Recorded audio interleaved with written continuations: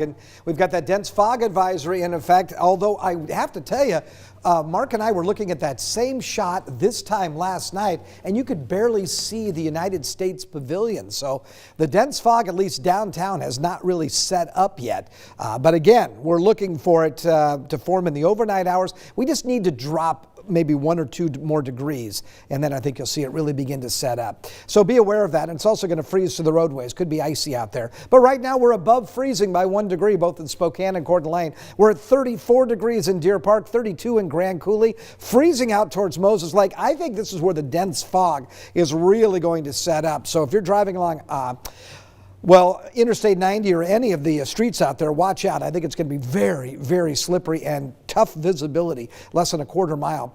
Not much mixing going on in the lower levels of the atmosphere, certainly at the surface levels. You can see all the winds here are just negligible, only around 5 miles per hour. We're not getting any kind of rain or snow moving into the region. We've tapped into all of the radar sites, and again, no precipitation occurring. Why is that? Well, the storm track, that's the big low pressure system, forcing all that energy to move to the north of us up into the Gulf of Alaska. It is dragging a little bit of cloud cover across the Pacific Northwest, so that's why we're even seeing some higher level clouds. We actually got some sunshine that we saw yesterday and the day before in certain areas, even though we were socked in Spokane, Coeur d'Alene, and Colfax saw some sunshine, but with that cloud cover, higher level cloud cover, that was a little bit harder to find today. And then when I run the future tracker computer model, not showing you any precipitation, just clouds in the forecast, but we could get some clearing down into the Palouse and possibly up in the mountains. If you're going to head up and do some skiing on Saturday, Sunday, or Monday,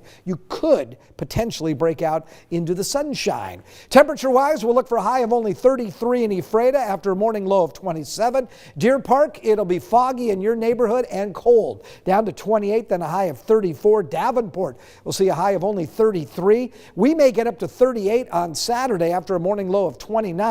I've got 30 for the overnight low in Sandpoint. Again, dense fog. Mostly cloudy skies in North Idaho and into western Montana. Could break out into sunshine if you get into the higher elevations. Kellogg gets up to 38. Lewiston will see a daytime high of 40.